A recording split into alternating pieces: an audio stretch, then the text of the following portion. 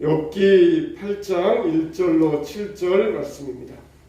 우리 구약성경 768면 욥기 8장 1절로 7절 말씀입니다.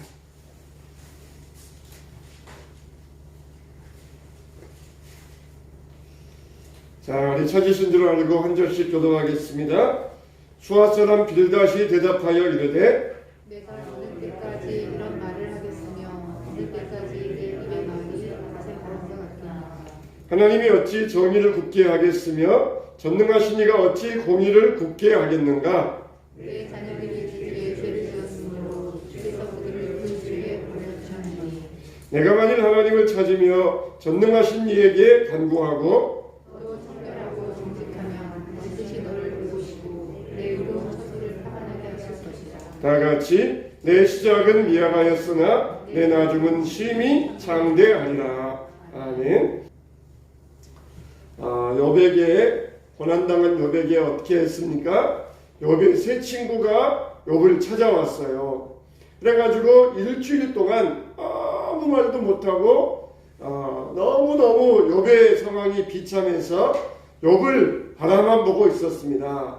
그러다가 욥이 한 말 하기 시작하자 이 세 친구가 기다렸다는 듯이 막 그 입에서 포악한 말들을 쏟아내기 시작합니다.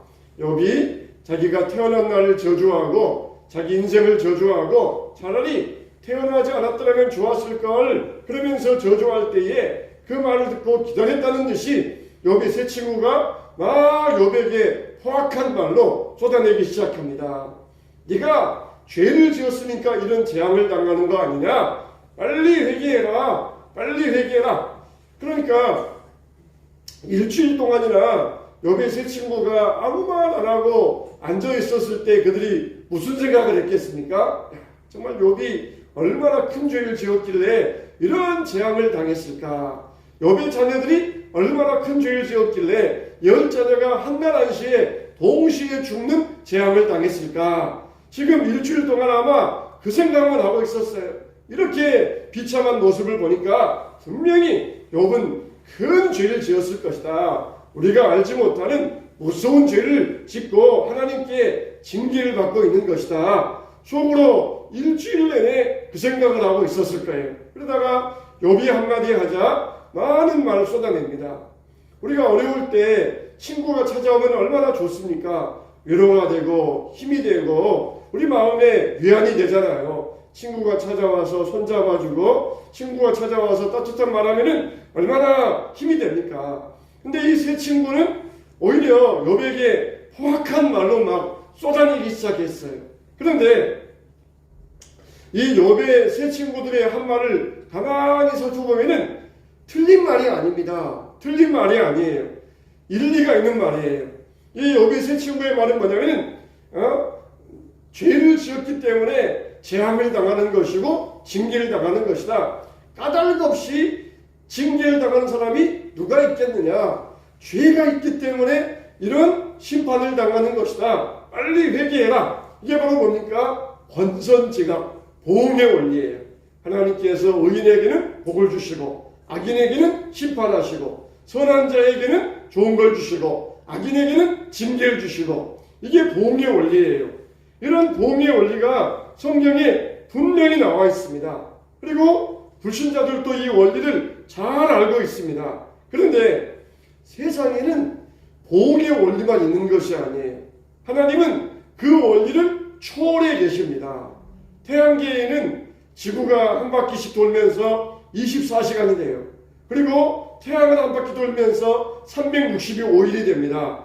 지구가 한 바퀴 공전자전을 하면서 365일 24시간을 만들어가면서 낮이 되고 아침이 되고 밤이 되고 그러면서 그런 태양계의 원리를 가지고 지구가 태양계를 돌면서 태양 주위를 1년에 한 번씩 돌고 있어요.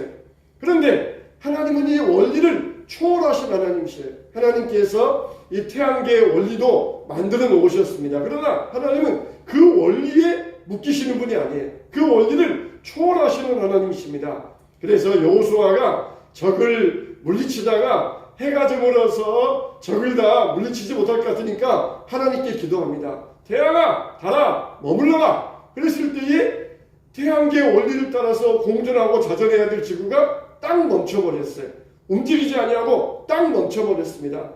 제트기보다 더 빠른 속도로 이 지구가 막 이 우주를 달려가는데 갑자기 확 서버리면 어떻게 되겠습니까? 차가 100km로 달려가다가 급정거하면서 브레이크를 끼 밟으면 어떻게 합니까? 안에 탔던 사람들이 다 몸이 앞으로 쏠려가지고 앞으로 밀려 나와요. 그런 것처럼 지구가 지금 막 수만 킬로로 달려가고 있다가 그냥 갑자기 딱 멈추면 어떻게 되겠습니까? 이거는 막 해일이 일어나고 태풍이 일어나고 막 지진이 일어나고 난리가 나야 돼. 난리가 나야 돼. 근데 하나님은 아무런 일도 안 일어나게 하셨어요. 얼마나 참 신기한 일입니까?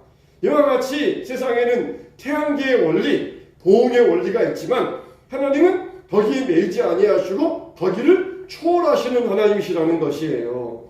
그래서 비록 세상에는 보응의 원리대로 살아가고 있지만 의롭게 사는 사람들이 고난을 당할 수가 있어요. 악한 자들이 편하게 돈 잘 벌고 건강하게 사는 그런 경우들도 있습니다. 근데 세상 사람들은 그런 걸 보면은 어떤 생각을 합니까? 하나님 없다. 하나님이 있으면 어떻게 저럴 수 있느냐? 저렇게 좋은 사람이 저렇게 힘든 일 당하고 저렇게 악한 사람이 저렇게 잘 살고 건강할 수 있느냐? 하나님이 있으면 어떻게 그럴 수 있느냐? 하나님 없다. 그러면서 하나님을 부인하고 하나님을 없다고 그렇게 고백하는 그런 사람들이 많이 있어요. 그러나 우리가 이해되지 않는다 할지라도 세상에 아무리 부조리한 일들이 많이 있다 할지라도 하나님은 여전히 세상을 통치하고 계신다는 것이에요. 우리가 이해되지 않는다 할지라도 세상은 하나님의 이치에 의하여서 움직이고 있다는 것입니다. 지금까지 인류가 지나온 역사를 보세요. 전쟁도 있었고 기독교인들도 핍박을 당하고 선한 자들도 억울하게 당하고 그렇지만은 그 역사를 보면은 어떻습니까? 결국 선한 자들은 다 밝혀져요. 악한 자들은 결국 불명예를 당하게 되어 있어요. 지금까지 지나온 역사를 보세요. 다 선한 자들은 다 사람들에게 의하여서 밝혀져 가지고 존경받고 악한 자들은 반드시 역사에 의하여서 심판받게 되어 있습니다. 독립운동하고 나라를 위해서 목숨 바치셨던 분들 정말 젊은 나이에 많은 분들이 죽은 분들이 있어요. 그렇지만은 다 그런 분들이 공과가 드러나요. 그렇지 않고 친일하고 배반하고 그런 사람들이 없이 다 역사에 심판을 받는 것을 우리가 알지 않습니까? 하나님은 하나님의 이치를 가지고 정확하게 이 땅을 다스리고 있다는 것이에요. 세상이 이렇게 건재하게 있다. 아무리 망할 세상이어도 세상이 망하지 않고 있다. 이거 뭡니까? 하나님께서 세상을 잘 다스리고 있다. 그 증거인 것이에요. 이대로 간다면은 세상은 틀림없이 망할 것이다. 그렇게 생각을 해도 세상은 망할 것 같이 망할 듯 하면서도 안 망해요. 왜 그렇습니까? 하나님께서 그 원리를 따라서 세상을 다스리기 때문에 그렇습니다. 만일 여러분들 죄를 지었는데 당장 하나님께서 심판하신다고 생각을 해보세요. 그러면은 아마 저부터 시작해서 여기 있을 사람들은 아무도 없을 것이에요. 아나니아와 삽비라와 같이 헌금을 했는데 11조 헌금을 했는데 11조 헌금을 좀 떼어 먹었어요. 그러면은 아나니아와 삽비라와 같이 그냥 내가 왜 성령을 속였느냐? 그러면서 부부가 그냥 한 날에 세상을 떠나버리고 말았습니다. 헌금하다가 11조 속였어요. 내가 왜 하나님의 성령을 속였느냐? 그러면서 우리를 데려가신다. 그러면은 아마 우리 가운데 여기 남아있을 사람이 아무도 없을 것이에요. 아무도 없을 것이에요. 이렇게 하나님께서는 보응의 원리만을 가지고 세상을 다스리지 아니하십니다. 그래서 우리가 좀 개인적으로 죄를 지었다 할지라도 하나님께서는 두고 보시는 것이에요.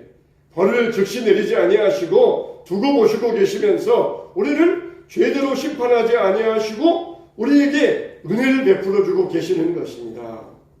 우리가 기도할 때 그렇게 기도할 때 있잖아요. 어떤 게 맞습니까? 죄와 허물로 죽었던 우리를 다시 살리시고 혹은 죄와 허물로 죽을 뻔한 우리를 살리시고, 어떤 거 맞습니까? 성경에 보면은 죄와 허물로 죽었던 우리를 살리시고 그렇게 나와요. 그러나 의미적으로 볼 때는 죄와 허물로 죽을 뻔한 우리를 살리시고, 그 말도 틀리지 않습니다. 정말 아나니아와 삽비라와 같이 죄를 지어서 직사했다. 그러면 우리는 죄와 허물로 100번 죽었어야 될 사람이에요.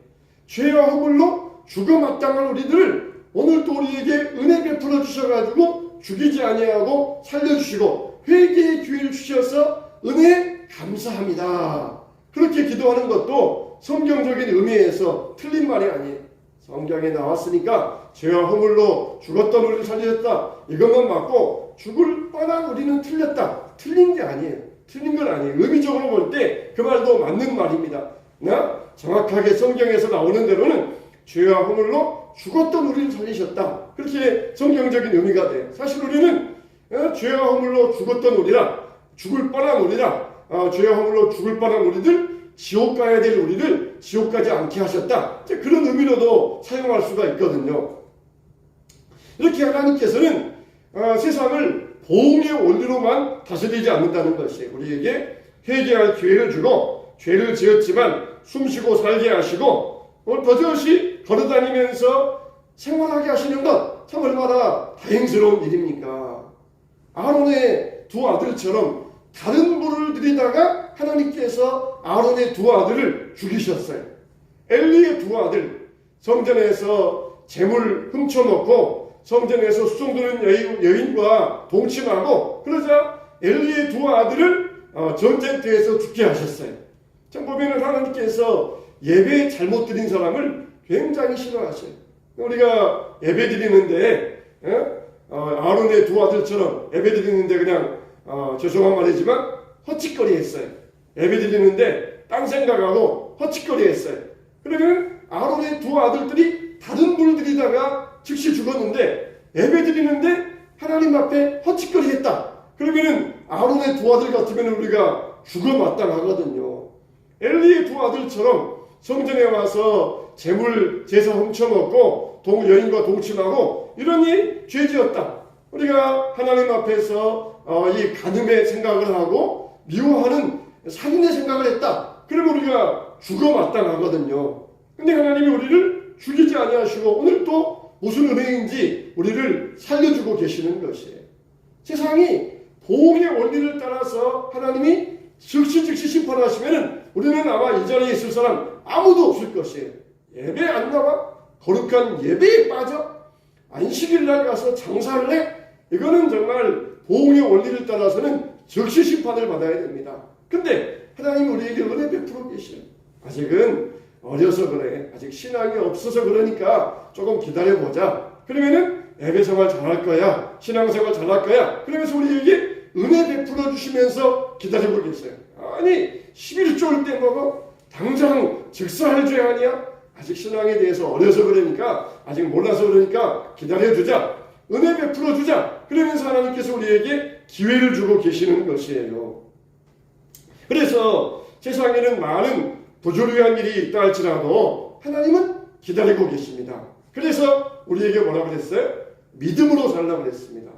하박국 선지자를 보면은 정말 하박국 선지자도 그런 면에 시험이 들었습니다. 왜 의로운 사람들은 힘들게 고난당하며 살아야 되고 왜 악인들은 살도 피둥피둥하게 쪄가지고 저렇게 건강하게 살다가 죽습니까? 하나님, 왜 세상이 이 모양 이 꼴입니까? 세상이 잘못되었어도 너무 잘못되었습니다. 하나님 앞에 그렇게 탄식하며 기도할 때 하나님께서 하박국에게 하신 말씀이 의인은 믿음으로 말미암아 살리라, 그런 말씀해 주셨어요. 의인은 믿음으로 말미암아 살리라 그랬어요. 내가 하나님 앞에서 열심히 기도했어요. 근데 기도 응답을 못 받았어요. 내가 좋은 일 많이 했습니다. 그런데 응답을 못 받았어요. 그러면은 실망을 합니다. 기도해도 소용없다. 기도해봤자 아무런 필요 없다. 실망을 합니다. 그렇지만은 의인은 믿음으로 산다는 것이에요. 우리가 그렇다 할지라도 지금 즉시 나에게 보상이 없다 할지라도 하나님은 반드시 이것을 차곡차곡 쌓아두고 계신다는 것이. 그래서 우리가 노후에 우리에게 갚아주든지 아니면 우리 자손들에게 갚아주든지 하나님은 이것을 다 우리의 기도를 차곡차곡 쌓고 계시다가 반드시 우리가 늙었을 때 갚아주든지 우리 자손에게 갚아주든지 우리 후대 손주에게 갚아주든지 하나님은 반드시 갚으려고 쌓아두고 계신다. 그래야 너희들이 그런 믿음을 가져야 너희들이 살 수 있다. 믿음 없으면 안 된다. 의인은 믿음으로 산다. 바로 그런 이야기예요. 바로 그런 이야기. 좋은 일 많이 했는데 왜 하나님 나에게는 축복이 안 옵니까? 그러면서 믿음 잃으면은 너희는 죽는다는 것이. 그래도 하나님이 다 이걸 쌓아두고 계신다. 천국 창고에 쌓아두고 계시고 우리에게 10년 후에 주시려고 후손들에게 주시려고 손주들에게 주시려고 다 쌓아두고 계시니까 의심하지 말고 믿으라는 것이. 믿을 때 너희가 살 수 있다는 것입니다. 우리가 살다 보면은 그런 경우들이 얼마나 많이 있습니까? 그런데 욥은 정말 의로운 사람이었어요. 욥이 재앙을 당한 것은 죄 때문이 아니었습니다. 욥은 정말 까닭없이 이런 재앙을 당했어요. 그리고 자식들이 죽은 것도 죄 때문에 죽은 것이 아니었습니다.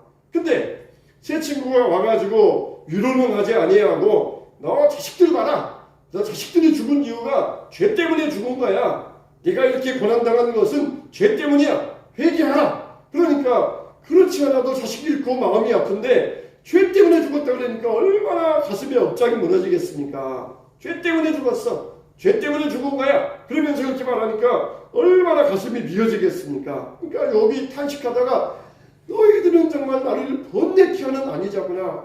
포악한 위로자다. 나를 공격하는 충고자들이구나. 그러면서 친구들에게 이런 말로 답변했던 것입니다. 욥의 세 친구가 욥에게 줄기차게 뭘 당부합니까? 회개하라는 거잖아요. 회개하라. 죄 때문에 이런 재앙을 당했으니까 회개하라. 회개하면은 하나님께서 용서해 주시고 은혜 베풀어 주시고 회복하여 주신다는 것이. 그게 어디 나옵니까? 오늘 우리 8장 5절 6절 말씀이에요. 한번 자막 한번 띄워주실래요? 8장 5절 6절. 네. 자, 우리 한번 읽어보겠습니다. 자, 시작. 내가 만일 하나님을 찾으며 전능하신 이에게 간구하고 또 청결하고 정직하면 반드시 너를 돌보시고 내 의로운 처소를 평안하게 하실 것이라. 여기 보면은 부지런히 구하라. 이 말은 뭐냐? 회개하라는 말이에요.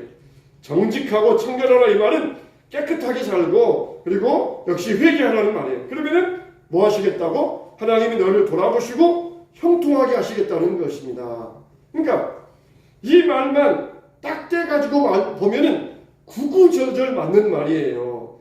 하나님을 찾으면 전능하신 이에게 간구하고 청결하고 정직하면 너를 돌보시고 편안하게 하실 것이다.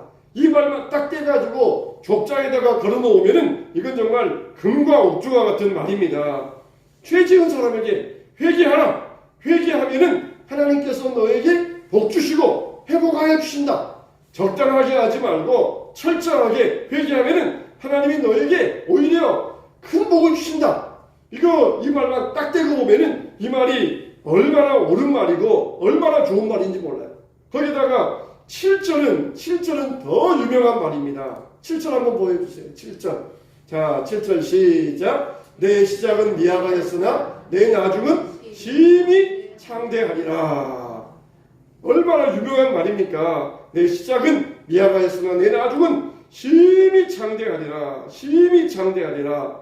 우리가 믿는 사람들이 운영하는 식당에 가면은 이걸로 되어 있는 나무 액자를 많이 볼 수 있잖아요. 그래서 사업이 번창하길 원합니다. 시작은 미약하지만은 창대하기 원합니다. 이제 그런 의미를 가지고 이 나무 액자를 많이 걸어 놓잖아요. 그런데 이 말 뜻은 무엇입니까?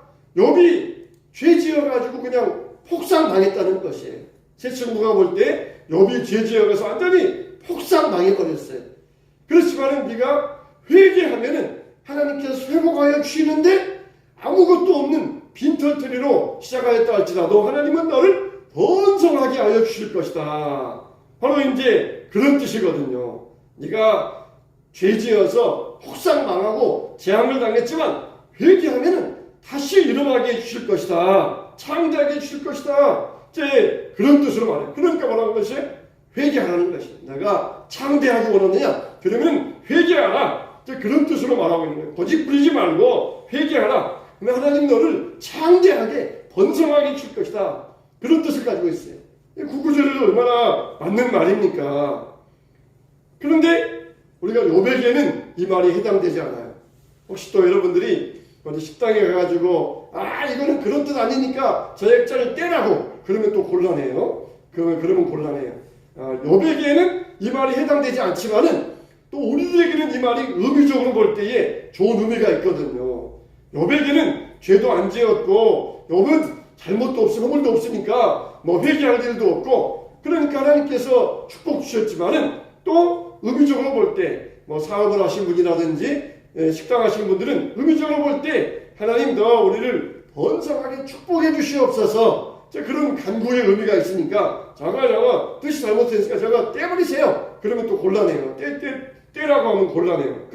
그것만 보면 또 틀린 말 아니에요. 성경 전체와 보면은 의미적으로 볼 때는 또 틀린 말은 아니에요. 그런데 욥에게는 해당되지 않는다는 것이에요. 욥에게는 해당되지 않아요. 왜 그렇습니까? 욥기 1장 8절에 보니까 하나님이 욥을 어떻게 인정하셨어요? 그와 같이 순전하고 정직하여 하나님을 경외하며 악에서 떠난 사람이 없더라. 이렇게 말씀하고 있어요. 하나님께서 욥을 인정했다는 거예요. 그와 같이 정직하여서 악에서 떠난 자가 없더라. 욥은 회개할 만한 죄를 지은 일이 없다는 것이에요.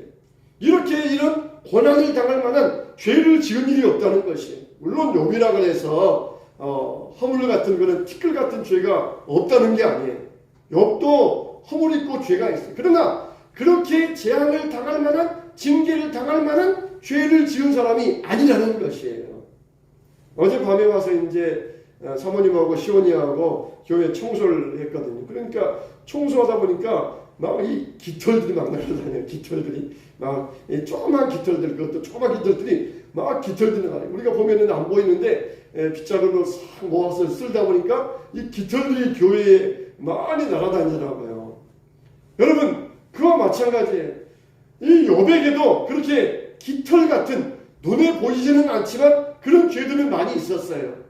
그러나 눈에 보이는 큰 죄, 재앙, 사람들에게 이 큰 죄 지었다. 하나님께 심판받을 만한 그런 그 큰 죄를 짓지는 않았다는 것이에요.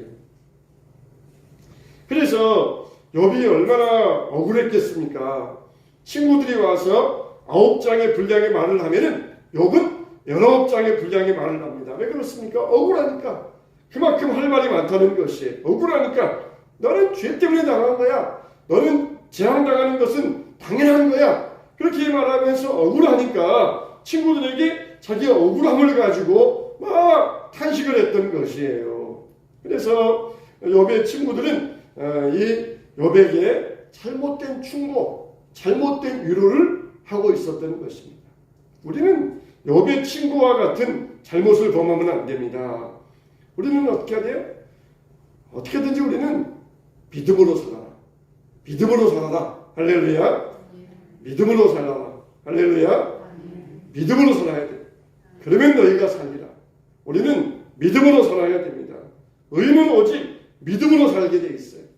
믿음으로 살아야 돼요. 하나님 앞에서 예배드릴 때 사람들이 알아주지 아니하고 금방 나에게 돈이 생기는 것도 아니고 축복이 오는 것도 아니고 그렇지만 이걸 우리가 차곡차곡 믿음으로 쌓아가는 것이에요. 내가 예배드리러 온 것은 출석부니까 온 것도 아니고 사람들이 예배 잘 드린다고 칭찬하니까 온 것도 아니고 하나님 앞에서 믿음으로 쌓아가기 위해서 하나님 앞에 믿음으로 나갔다. 그래야 우리가 살 수 있다는 것입니다. 그렇지 아니하고 하나님 앞에서 우리의 예배가 사람들 볼 때에 형식적인 예배가 되고 그러면은 우리는 정말 망하는 길로 가는 거예요. 망하는 길로 살아가는 것이에요. 하나님 앞에서 우리가 드리는 예배, 하나님은 믿음으로 볼 때 이 예배를 다 쌓아놓고 계셔요. 그러면서 우리에게 갚아주시려고 반드시 갚아주시려고 쌓아놓고 쌓아가고 계시는 것입니다. 오직 의인은 믿음으로 말미암아 살리라. 우리는 오직 믿음으로 살아갈 때에 하나님 앞에서 살 수 있다는 것이에요. 믿음 잃어버리면 안 됩니다. 이렇게 살다가 믿음 잃어버리면 안 돼요. 믿음의 끈을 놓아버리면 안 됩니다. 의롭게 살다가 고난당하고 그런다고 해서 우리의 믿음이 실족하면 안 됩니다. 우리의 믿음을 잃어버리면 안 돼요. 하나님 앞에서 정말 하나님 내 예배가 아론의 두 아들처럼 드리는 예배가 되지 않게 해주시옵소서. 다른 걸 드리다가 예배는 왔는데 허짓거리 하다가 그러면서 하나님 앞에 심판받는 예배가 되지 않게 해주시옵소서. 엘리의 두 아들처럼 또 아나니아와 삽비라처럼 그렇게 하나님 앞에 드리는 자가 되지 않게 해주시옵소서. 믿음으로 드려야 돼요. 믿음으로. 하나님 앞에 믿음으로 살아갈 때 하나님께서는 다 두고 쌓고 계시면서 하나님께서 갚아주신다는 것입니다.